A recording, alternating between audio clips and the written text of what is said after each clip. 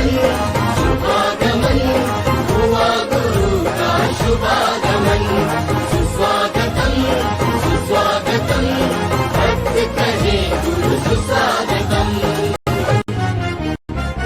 बड़े भाग्य से बड़े पुण्य से मिला गुरु का चातुर्मास। बड़े भाग्य से बड़े पुण्य से मिला गुरु का चातुर्मास। वर्षा योग में धर्म की वर्षा रचेगी एक स्वर में।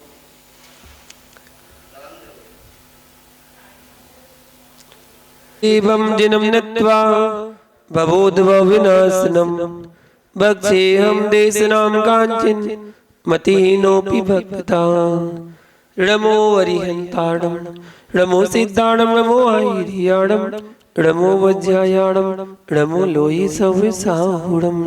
पंच परमेष्ठी भगवान की, आचार्य कुलभद्र स्वामी की, आचार्य गृह विराग सागर जी महामुनिराज की, चर्या सुमणि आचार्य श्री विशुद्ध सागर जी महामुनिराज की, अहिंसा में विश्व धर्म की।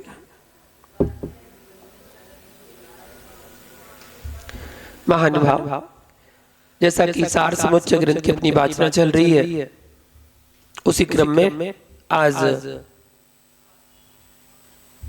आगे की व्याख्या को करते हुए अभी वर्तमान में जो गाथा चल रही है अपनी 20 नंबर की गाथा की व्याख्या है, जिसमें आचार्य भगवान कह रहे हैं निर्मोह कारण है और बीतरागता कार्य है, लोई कारण है और रोटी कार्य है। पहले लोई बनाइए फिर रोटी बनेगी। बिना लोई बनाए के कोई रोटी नहीं बना सकता। तदोत्पत्ति अतदोत्पत्ति। निर्मोही होगा तो बीतरागी होगा। तदोत्पत्ति। निर्मोही नहीं होगा तो बीतरागी भी नहीं होगा। अथोत्पत्ति। भैया आपके बीच में विद्वान है, आपके जनक जननी है, भैया इनको देखना, इन विचारों का जीवन भर सम्मान करना, वृद्धों के सम्मान में कमी मत कर देना। इन विचारों को कुछ नहीं चाहिए, दो रोटी तो अच्छे से पचती नहीं है। इनको जितनी रोटी की भूख नहीं होती है उतनी सम्मान की भूख होती है। इनके परिणाम संकलित मत होने देना। माताओं, भले एक माला नमोकार मंत्र की कम फेर लेना, लेकिन सास या बहू चिल्लाए तो मोल ले लेना और उस समय माला फेर लेना। आप लोग समझ नहीं रहे हो। इन ढोंगी धर्मात्माओं से मुझे बहुत अच्छा नहीं लगता है। घंटों घंटों पूजा पाठ करेंगे और घर में तनकसी हो जाए तो ये बर्तन फेंकेंगे। ये ढोंगी लोग हैं, पक्के ढोंगी लोग। धर्म का मर्म नहीं जानते, मात्र रूढ़ी में पूजा करने चले आते हैं। अरे वस्त्र बदलकर 3 लोग के नाथ के चरणों में आए हो, भगवान के पास वस्त्र बदलकर आना पड़ता है और भगवान के पास से भाव बदलकर जाना पड़ता है। वस्त्र बदलकर आना पड़ता है और भाव बदलकर जाना पड़ता है। भैया सुनाई पड़ रहा है ना कि नहीं? कैसे सुनाई पड़े? कान पर तो टोपा ढका है। लोग कान में आजकल वो मोबाइल की ठेठी लगा लेते हैं, लीड लगा ली, बाहर वाला कुछ भी बोलता रहे, कोई पता नहीं चलता। ठंड लगती है, टोपा पहन लेते हैं, पूरे कान ढक लेते हैं। गुरुओं के प्रवचन सुनने आएंगे, टोपा ढका हुआ है, अंदर जाएगी कैसे? इतनी ठंड लग रही है। बेचारे को तो भाई देखो कुछ भी नहीं। मुनिराज को देख लिया करो, कुछ भी नहीं पहने और कैसे बैठे रहते अपनी आत्मा में ध्यानस्थ अवस्था में। सद में असत को देखते रहना, आंखों के आंसुओं से निज की रक्षा करना, नैनों को गीले करने की भावना ना हो तो सद में असत को देखना प्रारंभ कर दीजिए। परिणामों को शोक कसाय से युक्त ना करना हो तो ये ज्ञानियों आज से ही सद में असद देखना प्रारंभ कर दो। जो भैया यहाँ बैठा हुआ है, ऐसा भी दिन आएगा कि इसकी सत्ता यहाँ नहीं मिलेगी, पर्याय दृष्टि में, पर्याय दृष्टि में। आचार्य विराग सागर जी ने जिसका नाम आचार्य विशुद्ध सागर रखा, वो भी नहीं मिलेंगे, और जिनकी दीक्षा जितनी दीक्षा दी है वो भी नहीं मिलेंगे, विभंजन सागर भी नहीं मिलेंगे। विश्वास रखना, जिसने मेरा नाम रखा है वो भी नहीं मिलेंगे, और उनका नाम जिसने रखा है वो भी चले गए, वो भी नहीं मिले।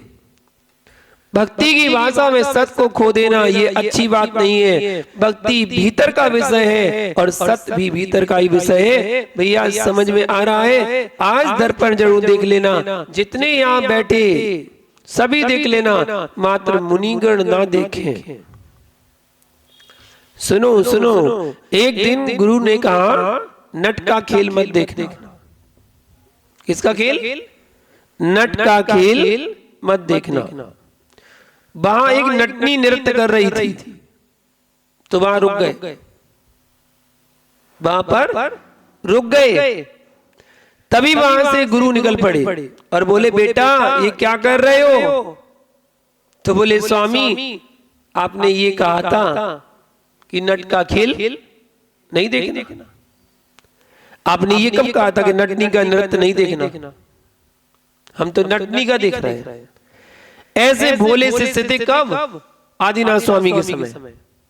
जब आदिनाथ स्वामी थे उस समय इतने भोले शिष्य थे, इतने भोले शिष्य थे कि उनको जितना बोला जाए उतना ही करते थे। इसलिए तीर्थंकर ऋषभ देव और अंतिम तीर्थंकर महावीर स्वामी के जितने शिष्य हुए, उन शिष्यों को पूरा प्रतिक्रमण करने का आदेश है, पूरा प्रतिक्रमण करना पड़ता है। और बाकी के 22 तीर्थंकर के लिए पूरा प्रतिक्रमण नहीं करना पड़ता था। उनके तीर्थंकर के शासन काल में जितने भी मुनि हुए उनको पूरा प्रतिक्रमण करने की आवश्यकता नहीं थी।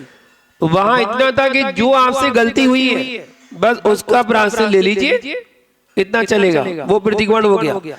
लेकिन आदिनाथ और महावीर के समय में पूरा प्रतिक्रमण करना अनिवार्य था। इनको किंचित भी प्रतिक्रमण छोड़ने का आदेश नहीं है।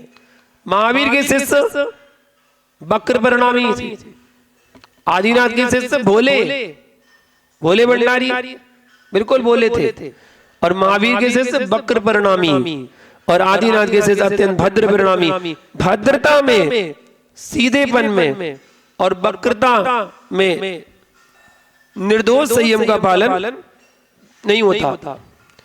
सहज परिणामों की विशुद्धि से संयम बनता है। तीर्थंकर अजितनाथ से लेकर पारसनाथ तक के शिष्य जो हुए उतना ही प्रतिक्रमण करना पड़ता था जितना 200 होने लगता था। परंतु 2 तीर्थंकरों के शिष्यों को पूरा प्रतिक्रमण करने का आदेश है। ये मैं प्रतिक्रमण तय ग्रंथ से बोल रहा हूं, वहां पर ऐसा ही लिखा है। आचार्य श्री के शिष्यों को क्या आदेश है? अहो ज्ञानी, जो महावीर के शिष्यों को है वही आदेश है। अत्यंत भद्रता में व्यक्ति बह जाता है। मोक्ष मार्ग सरलता का मार्ग है, पागलपन का मार्ग नहीं है। मोक्ष मार्ग सरलता का मार्ग है, पागलपन का मार्ग नहीं है। मंद बुद्धि को दिगंबर जयनाम में दीक्षा देने का पूर्ण निषेध है। इसकी मंद बुद्धि है उसको दीक्षा नहीं दी जा सकती है। जब कॉलेज का चपरासी बनाने के लिए मंद बुद्धि नहीं चलता, अच्छी बुद्धि चाहिए, तो 3 लोग के नाथ की पिच्ची को पकड़ने वाला मंद बुद्धि कैसा? बुद्धि अच्छी होना चाहिए, भद्र परिणामी होना चाहिए, मंद बुद्धि नहीं होना चाहिए। यदि मंद बुद्धि में विवेक शून्य काम कर देगा तो जिन मुद्रा ही हंसी होगी, जिन मुद्रा में। इसलिए जिन मुद्रा में कभी हंसी ना हो जाए, उन बातों को ध्यान में रखते हुए दीक्षा उन्हीं को दी जाती है जो योग परिणाम रखते हैं और योग्यता को रखते हैं। फिर क्या किया? एक और महात्मा मिल गए, बोले बेटे पर की वस्तु को उठाना नहीं, गिरी वस्तु को नहीं उठाना। सो गुरु जी के पास हीरे मोती जवाहरात थे, उनकी थैली फट गई और वो नीचे गिर गए, और शिष्य नीचे देखता चला आ रहा था। शिष्य नीचे देखते चला आ रहा था। थैले में से टपक रहे थे मोती और उसने उठाए नहीं। मोती तो टपक रहे थे लेकिन शिष्य ने उठाए नहीं। क्यों? गुरु ने क्या सिखाया था? गुरु ने सिखाया था कि किसी की वस्तु को उठाना मत। अब वो मोती तो गिर रहे थे, वो गुरु की आज्ञा सिरोधार। शिष्य देख रहा है कि मोती टपक रहे हैं लेकिन उठाए नहीं। बोले स्वामी मैंने तो देखा था, मैंने तो देखा था, पर आपने ही तो कहा था कि गिरी हुई वस्तु नहीं उठाना।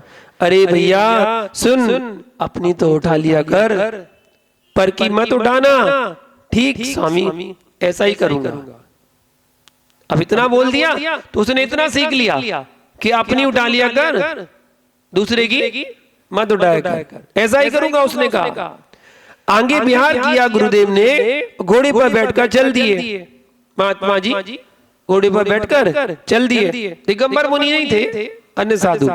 ध्यान रखना। और घोड़े ने जैसे ही लीद करना शुरू किया, घोड़े ने लीद अपनी गंदगी करना शुरू किया, शिष्य ने अपनी झोली फैला दी। झोली फैला दी। बोले ज्ञानी क्या कर रहा है? बोले स्वामी आपने तो कहा था कि अपनी वस्तु मत छोड़ना, अपनी वस्तु मत छोड़ना। सो घोड़ा भी तो अपना है। ऐसे ऐसे लोग जगत में आ गए तो ये कल्याण करेंगे, ये कल्याण करेंगे क्या? इतना विवेक तो होना चाहिए। आंखें गीली हो तो राग मानो, उस राग को धोने के लिए प्रायश्चित करो, तपस्या करो। चाहे वे खुशी की गीली हो और या दुखी की गीली हो, बिना राग के आंखें गीली होती ही नहीं है। पर इतना ध्यान रखना, अब खुशी किस बात की है? परमेष्ठी के प्रति राग की खुशी है, वो तो प्रशस्त राग है। और निज के परिवार को खुश किया आपने तो वह अशुभ ही राग है। हे वर्धमान मुझे केवल क्यों नहीं हो रहा है?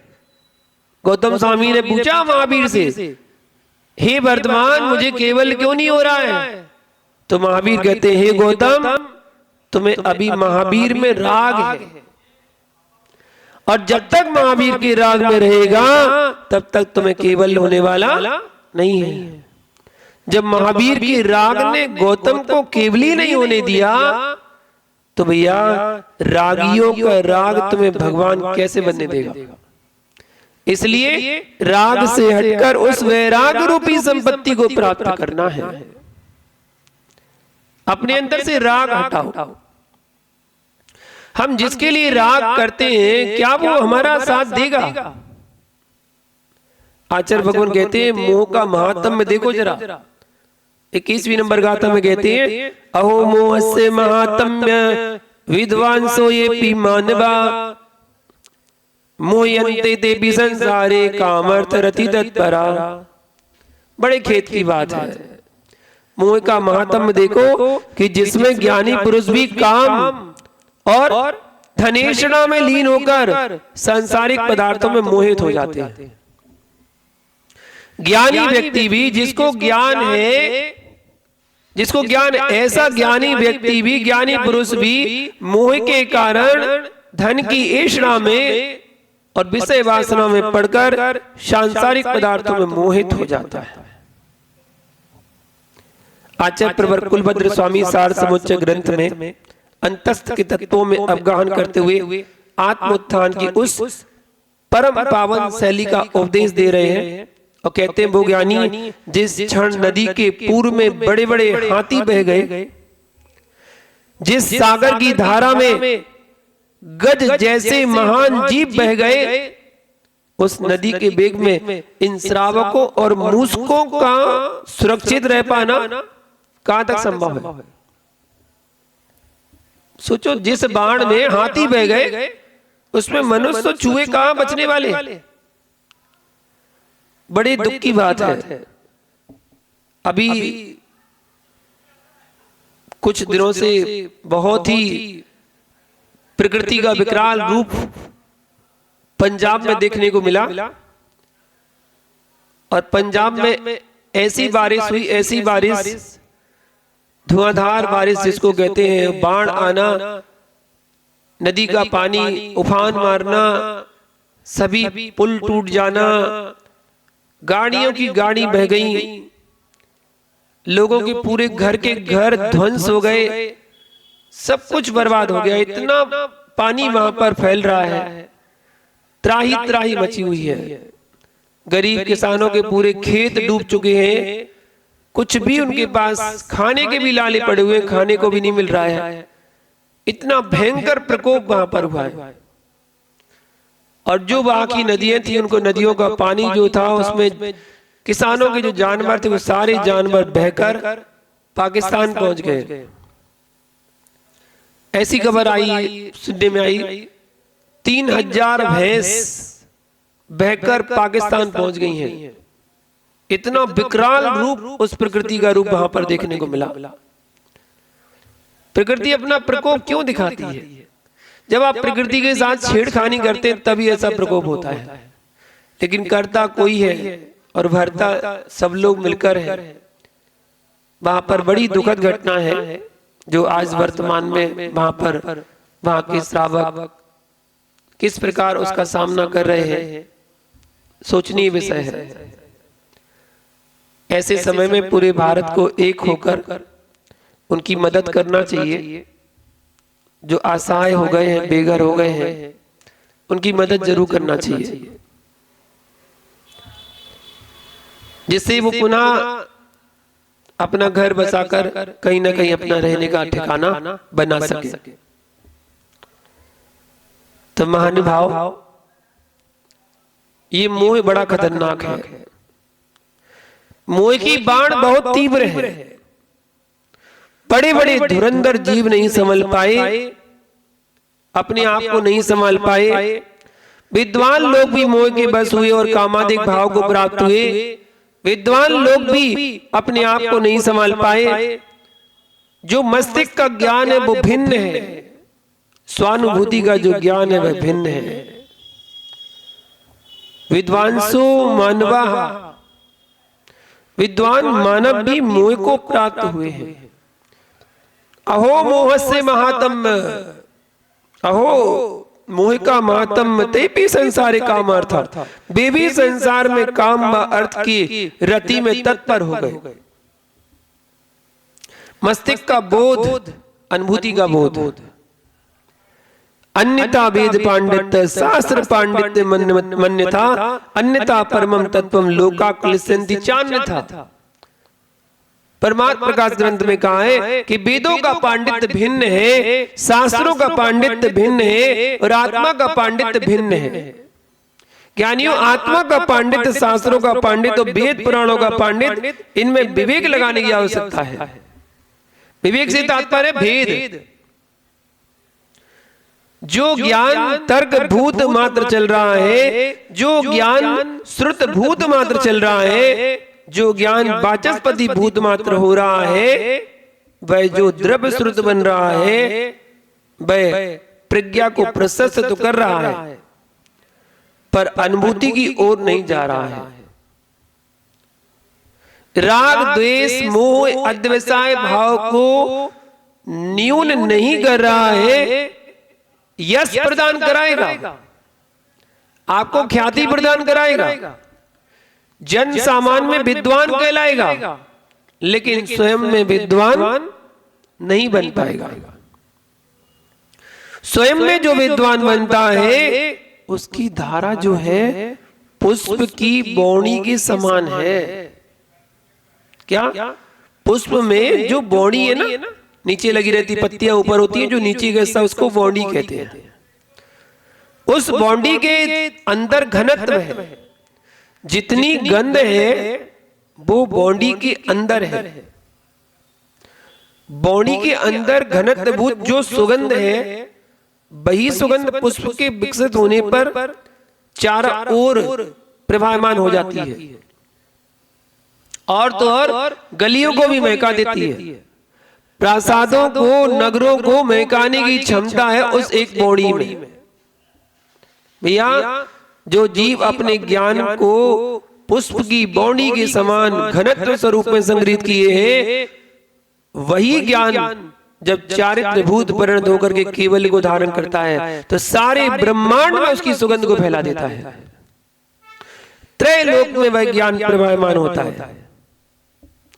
या भैंस का दूध भैंस को पिलाया, भैंस का दूध भैंस को पिलाया, ज्ञान को ज्ञान में लवलीन कर लेना, वह ज्ञान भिन्न है। और ज्ञान को ज्ञानियों के बीच में कह देना, वह ज्ञान भिन्न है। आंखों के सामने ज्ञान जाए वो भिन्न है, आत्मा के सामने ज्ञान जाए वो भिन्न है। ज्ञान ही चारित्र है, ज्ञान ही सम्यक है, ज्ञान में ज्ञान का आचरण जो है वही चारित्र है, ज्ञान में ज्ञान की प्रतीति जो है वही सम्यक है, ज्ञान में ज्ञान का जो वेदन है वही ज्ञान है। अभेद ज्ञान, अभेद सम्यक, अभेद चारित्र, ये ज्ञान की अखंडता है, ये गृहीत ग्राही है, ये धारावाहिक है। मेरे ज्ञान में, मेरे प्राण में मेरा ही प्रमेय प्रवाहमान है, मेरे ज्ञान में मेरा ही गेप, मेरे प्रमाण में मेरा ही प्रमेय प्रवृत्ति भूत है, उसका नाम धारावाहिक है। मेरे ज्ञान में पर प्रमेय का आना अंतराय आना, यानी ज्ञान भंग हो गया, धारा टूट गई। विषयों की प्रवृत्ति तभी जाएगी जब तेरे ज्ञान में परगे प्रवेश करेगा। नारी को देखना परगेय है, नर को देखना परगेय है, पुत्र को निहारना परगेय है। अहो ज्ञानियों, निज ज्ञान की शक्ति को पर में लगाना, इसका नाम व्यभिचार है। कामादि में वृत्ति जा रही है, वो तेरा ज्ञान कीचड़ का काम कर गया। वो ही पानी पाताल तोड़ कूप से निकल रहा है। एक जीव उस नीर को लेकर के श्री जिनेंद्र भगवान के सिर पर ढा रहा है, जो गंधोदक बन के आ रहा है। जो जीव अपने ज्ञान को चारित्र में ले जा रहा है, वह अपने ज्ञान का गंधोदक की धारा बन रहा है। जो ज्ञान विषयों में ले जा रहा है, वह मल का धोवन कर रहा है। उसी कुएं के पानी से श्री जी का अभिषेक भी हो रहा है, और उसी कुएं के पानी से अपने मल का धोवन भी हो रहा है। एक व्यक्ति अपने ज्ञान का सदुपयोग कर रहा है तो वह चारित्र को धारण करके कर्मों की निर्जरा करने में तत्पर हो रहा है, और एक अपने ज्ञान का दुरुपयोग कर रहा है तो दुर्गति में जाने का पात्र बन रहा है। इसलिए परभाव की दृष्टि में परवस्तु विषयों में तू जाएगा तो उस दृष्टि से ना तुझे सम्यक दर्शन है, ना सम्यक ज्ञान है, और ना सम्यक चारित्र है। पर्णमदि जीर्ण दब्बम तक कालम तम्मति पर्णतम तम्मा धम्म पर्णदो आधा धम्मो मुनि अब्बो। प्रवचन सार में कहा है, जिस समय तेरा ज्ञान विषय कसायों पर है, उस क्षण में तेरी आत्मा ना सम्यक है, ना चारित्र है, ना ज्ञान है। निहारो, निज प्रमेय में निहारो। कर्म सिद्धांत से तू कथन करेगा तो सात प्रकृतियों की छपड़ा से छायक सम्यक्त होगा। निमित्त की दृष्टि से कथन करेगा तो केवली श्रुत केवली का पाद मूल चाहिए, तब छायक सम्यक्त प्रकट होगा। लेकिन जब आत्मा की बात करेगा तो बीतराग सम्यक्त ही छायक सम्यक्त है। छायक सम्यक दृष्टि जीव को अकलंग स्वामी ने राजवाते ग्रंथ में बीतराग सम्यक्त कहा है। बीतराग सम्यक्त यानी छायक सम्यक्त, जिसने सात प्रकृतियों का अभाव कर दिया है। अनंतानवधि क्रोध मान माया लोभ कसाय का, मिथ्यात्व का जहां अभाव हो चुका है, और ये बीतराग सम्यक्त छायक की दृष्टि से चतुर्थ गुण स्थान से भी प्रकट हो जाता है। यदि चारित्र की अपेक्षा से देखें तो बीतराग संज्ञा लगाओगे तो 8वें गुण स्थान से लगाना, और मोह के उपशम से बीतराग संज्ञा लगाओगे तो 11वें गुण स्थान से लगाना। और मोह के 6 से वीतराग संज्ञा लगाओगे तो 12वें गुण स्थान से लगाना। अहो ज्ञानियों, धन्य वो उस जीव की दशा को जिसने गृहस्थी में रहकर भी वीतराग संज्ञा प्राप्त कर ली है। हे सम्यक जयवंत हो, 96,000 महारानियों के साथ निवास करने वाला जीव वीतरागता को प्राप्त हो रहा है। 6 खंड पर स्वामित्व करने वाला वीतराग संज्ञा को प्राप्त हो रहा है। ऐसा चक्रवर्ती पद को धारण करने वाला जीव। आपको अपनी निधि का ज्ञान नहीं है भैया। किसी तीर्थ में तू जाता है, कहीं मैनेजर आदि के माध्यम से ज्ञात हो जाए कि सिद्धवरकूट में विशाल नर्मदा के तट पर जिन मंदिर बने हुए हैं और मक्सी पारसनाथ व तीर्थंकर पारसनाथ स्वामी विराजमान है, अपने जिनालय में दर्शन किए और अरहंत की प्रतिमा पर उत्कीर्ण प्रशस्ति को पढ़ा तो उसमें एक शब्द लिखा, अपने शहर का नाम। आप जिस शहर में रहते हैं, मान लो टीकमगढ़ रहते, टीकमगढ़ नाम लिखा हुआ था। जैसे ही तूने देखा तेरे मन में पानी भर आया कि देखो मेरे गांव के भगवान प्रतिष्ठित है। तुरंत अपना गांव का याद आ गया। हे ज्ञानी, तीर्थ भूमि में आपके वंशजों द्वारा स्थापित प्रतिमा को देख करके आपका मन गदगद होने लगा कि मेरे वंशज कितने धर्मात्मा थे। भैया विश्वास मानना, संतान तेरा नाम नहीं बचा पाएगी, नाम के लिए भी कुछ करना है। नाम के लिए भी कुछ करना है तो सनातन धर्म की रक्षा में लग जाना। जिन प्रतिमाओं को स्थापित कर देना, आज चामुंडा राय नहीं दिख रहे, सेठ पाहिल नहीं दिख रहे, उसकी संतान नहीं दिख रही है, वंश नहीं दिख रहा है, पर श्री जिनालय दिख रहे हैं। प्रत्येक श्रावक को जिन शासन को, नमोस्तु शासन को सुरक्षित रखना है तो अपने जीवन की अंतिम श्वासों तक एक विशाल जिन प्रतिमा स्थापित करके जाना। ये मत सोचना कि पूजा कौन करेगा। भैया पाड़ा साय ने स्थापित किए, भूमिस्थ हो गए मंदिर, तब भी शांतिनाथ स्वामी निकल के आ गए कि नहीं आ गए। पाड़ा साय ने विराजमान की थी शांतिनाथ भगवान की प्रतिमा। जिन तीर्थंकर के प्रबल पुण्य के नियोग से नरक के नारकी को भी शांति मिलती है, तुम भगवान की पूजा की चिंता नहीं करना, तुमको अपनी आत्मा पूज्य बनाना है। इसलिए आप प्रतिमा स्थापित करके जाना, पूजा करने वाले बहुत मिल जाएंगे। आज जितनी प्रतिमाएं आपको खुदाई में मिलती हैं देखने को, जहां जहां मिलती हैं, हजारों लोग लाइन लगा के दर्शन कर रहे हैं। वो कभी ना कभी किसी ने तो विराजमान की होगी जो आज खुदाई में निकली है और आज उसकी जय जयकार हो रही। चाहे वो तिजारा जी की चंदापुर भगवान हो, चाहे महावीर जी के महावीर भगवान हो, और चाहे आहार जी के शांतिनाथ भगवान हो, कोई भी हो, कभी ना कभी तो विराजमान। जहाजपुर में मुनीश्वर भगवान की प्रतिमा की पूजा हो रही है, कभी ना कभी किसी ने तो स्थापित कराई होगी। आज हजारों लोग उसकी पूजा कर रहे हैं, बहुत मिल जाएंगे। जिन देव जिन प्रतिमा होगी तो पुजारी अपने आप बनेंगे। आप तो स्थापित करो।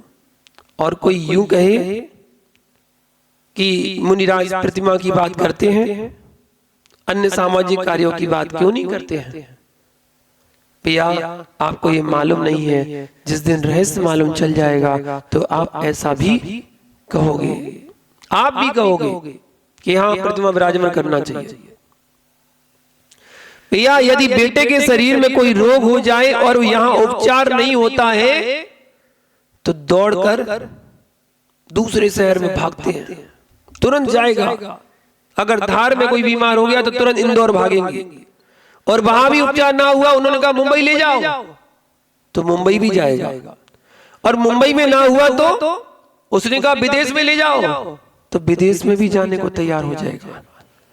अब अपनी रक्षा के परिणाम तो जीवों में अनंत काल से हैं और अनंत काल तक रहेंगे, और हर जगह दौड़ लेगा किसके लिए? शरीर की रक्षा के लिए। हर संप्रदाय, हर दर्शन और भारत के संपूर्ण शासन लगे हुए हैं, लेकिन अहो जैनियों अरहंत शासन की रक्षा के लिए तो मात्र मुट्ठी भर तुम जैनी हो जो जिन शासन की रक्षा कर रहे हो। संसार के ज्ञान के विद्यालयों की जो बात है उसके लिए तो हर जगह हर व्यक्ति लगा हुआ है, लेकिन स्याद्वाद शासन की विद्या के लिए आप मुट्ठी भर हो। यदि आप और श्रमण लोग ही बाहरी ज्ञान में लवलीन हो गए तो स्याद्वाद का ज्ञान तो शून्य कर दिया। न्याय शास्त्र तो छुपा कर रख दिया, उनकी तो वाचना करा नहीं रहे, और बाहर दुनिया के अधिकारी बनाओ, ये बनाओ, वो बनाओ, इनमें लिप्त हो गए। भैया इनसे तुम्हारे धर्म का कुछ नहीं हो रहा है, मात्र भोग वृत्ति की वृद्धि है। यदि आपको धर्म की रक्षा करना है तो स्याद्वाद विद्यालय खोलो, जबकि जो विद्यालय वर्णी जी खुला गए थे उनको मिटाकर कॉन्वेंट खोल दिए। जो अपना विद्यालय है उसमें मेरी भावना तो गूंजना ही चाहिए। जैन स्कूल, जैन कॉलेज, जैन विश्वविद्यालय, महाविद्यालय हो और उसमें मेरी भावना ना हो, भैया ये तो संभव नहीं है। इतना ही नहीं कर सके तो हमने क्या किया जैन दर्शन के लिए? कुछ भी नहीं किया। तीर्थंकर महावीर की प्रतिमा चांदनपुर में जमीन से निकाली तो सारी विश्व में जब भी कोई महावीर की पहचान होती है, महावीर को पहचानता है, तो चांदनपुर के महावीर की फोटो देखकर महावीर स्वामी को पहचाना जाता है। संस्कृति की रक्षा पुरातत्व और साहित्य, इन दो से ही संभव है। समाज की रक्षा विद्वान और साधु, इन दो से ही संभव है। विद्वान और साधु की रक्षा समाज से है, बस स्वात्मा की रक्षा के लिए किसी की आवश्यकता नहीं है। स्वात्मा की रक्षा के लिए तो गृहीत ग्राही धारावाहिक निजानंद की लीनता ही है। विपर्यास ज्ञान में होता है। विद्वानों, चारित्र का विपर्यास संभाला जा सकता है। चारित्र के विपर्यास से कभी पथ नहीं बनते, कभी पथ नहीं बनते, आमना नहीं बनती है, क्योंकि चारित्रहीन को कोई पूछता ही नहीं है, तो बनेगा कैसे? चारित्रहीन से इतना भयभीत मत रहना जितना ज्ञान की विपरीतता वालों से रहना, जिनके ज्ञान में विपर्यास आ जाता है और चारित्र बढ़िया होता है तो उनका प्रभाव अच्छा होता है। ये ही सारे जगत को भ्रमित कर देते हैं। क्रियाकांडी व्यक्ति से बहुत लोग नहीं जुड़ते। क्रियाकांडी के साथ जो भीड़ आएगी वो अज्ञानियों की आएगी। अज्ञानियों की भीड़ होती है, इसलिए जीवन में अज्ञानियों से ना जुड़े, ज्ञानियों से जुड़े, जो अपने ज्ञान से आपकी मिथ्या ज्ञान को सम्यक ज्ञान में परिवर्तित कर दे और आपका जीवन सफल बना दे। इसी मंगल भावना के साथ अपने धर्म की वृद्धि करें, अपने ज्ञान की वृद्धि करें। ओम नमः। जय बोलो शांतिनाथ भगवान की।